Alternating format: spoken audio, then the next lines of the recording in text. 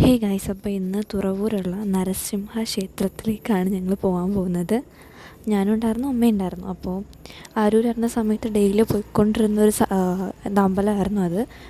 Weekly പോകുമായിരുന്നു, അല്ലെങ്കിൽ monthly എങ്കിലും ആ ഒരു അമ്പലത്തിൽ പോകുമായിരുന്നു. പക്ഷേ ഇങ്ങോട്ടേക്ക് മാറിയതിന് ശേഷം അങ്ങനെ പോയിട്ടുണ്ടായിരുന്നില്ല. ആ അമ്പലത്തിൻ്റെ ഉത്സവത്തിൻ്റെ സമയത്ത് പോലും എനിക്ക് പോകാൻ പറ്റിയിട്ടുണ്ടായിരുന്നില്ല. കാരണം എനിക്ക് എക്സാം നടക്കുന്നതുകൊണ്ട് എനിക്ക് പോകാൻ പറ്റിയിട്ടുണ്ടായിരുന്നില്ല. കറക്റ്റ് എൻ്റെ എക്സാമിൻ്റെ തലേന്ന് തന്നെ അവിടെ ഉത്സവമായിരുന്നു. അങ്ങനെ അവിടെ പോയില്ല. പിന്നെ ഞാൻ ആ സമയം തൊട്ട് ഇങ്ങനെ ആഗ്രഹിച്ചിരിക്കുകയായിരുന്നു എപ്പോഴെങ്കിലും അവിടെ പോകണമെന്ന്. അങ്ങനെ ഇപ്പോഴാണ് സമയം കിട്ടിയത്. ഞാൻ അരൂർ ആ സൈഡിലേക്ക് വന്നിട്ട് കുറച്ച് നാളായിട്ടുണ്ടായിരുന്നു. അപ്പോൾ ഇപ്പോഴാണ് ഞാൻ ഇവിടുത്തെ പണിയൊക്കെ ഇത്ര ആയെന്ന് ഞാൻ കണ്ടിട്ടുണ്ടായിരുന്നത്. പാലം പണി തുടങ്ങിയിട്ട് കുറേ നാളായിട്ടുണ്ടായിരുന്നല്ലോ. അപ്പോൾ ഇപ്പോഴാണ് ഇത്രയും അവരെത്തിയിട്ടുള്ളത് ഞാൻ അറിഞ്ഞത്. പിന്നെ അമ്പലത്തിലൊക്കെ എത്തി അകത്തേക്ക് കയറി തൊഴുകയൊക്കെ ചെയ്തിട്ടുണ്ടായിരുന്നു. പിന്നെ അവിടെ ലൈറ്റും അങ്ങനെ കുറച്ച് സംഭവങ്ങളൊക്കെ ഇട്ടിട്ടുണ്ടായിരുന്നു ഞാൻ വന്ന സമയത്ത്.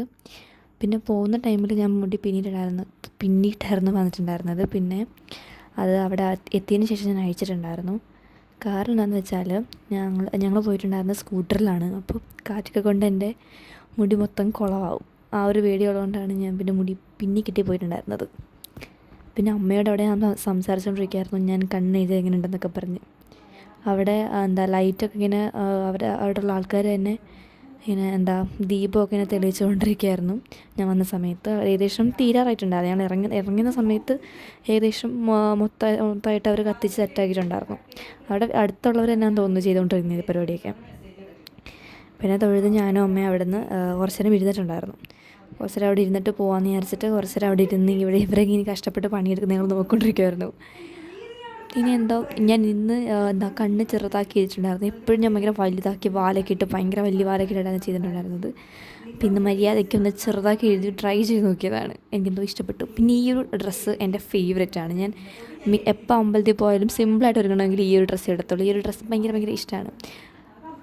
ഞാൻ നേരത്തെ പറഞ്ഞ ലൈറ്റ് ഇതാട്ടോ. ഈ ലൈറ്റും കാര്യങ്ങളൊക്കെയാണ് അവിടെ സെറ്റ് ചെയ്ത് വെച്ചിട്ടുണ്ടായിരുന്നത് ഞാൻ വന്നപ്പോൾ. ഞാൻ ഇതിന് മുമ്പ് ഇതുവരെ കണ്ടിട്ടില്ല. ഉത്സവമൊക്കെ കഴിഞ്ഞിട്ടുണ്ട്. പിന്നെ എന്താണ് ഇങ്ങനെ വെച്ചേക്കുന്നത് എനിക്ക് മനസ്സിലാവുന്നില്ല.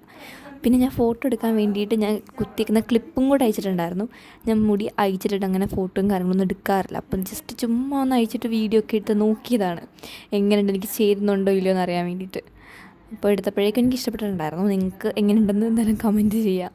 പിന്നെ അവിടെ നിന്ന് ഇറങ്ങിയിട്ട് തിരിച്ച് വീട്ടിലേക്ക് പോയിട്ടുണ്ടായിരുന്നു. ആ സമയത്ത് ഞാൻ കുറച്ച് വീഡിയോ കാര്യങ്ങളൊക്കെ എടുക്കാമെന്ന് വിചാരിച്ചിട്ട് ക്യാമറ ഓണാക്കിയാണ്. പക്ഷേ എന്നെ മരിയെ കാണുന്ന പോലും ഉണ്ടായിരുന്നില്ല. ഞാൻ കുറച്ചൊക്കെ എടുത്തിട്ടുണ്ടായിരുന്നുള്ളൂ തിരിച്ച് പോകുന്ന വഴിക്ക്. കാരണം കുറച്ച് ഇരുട്ടായിട്ടുണ്ടായിരുന്നു. കാറിലായിരുന്നു നമുക്ക് പിന്നെ ലൈറ്റൊക്കെ ഇട്ട് കാണിക്കാം. സ്കൂട്ടറിലായതുകൊണ്ട് അതൊന്നും പറ്റത്തില്ല.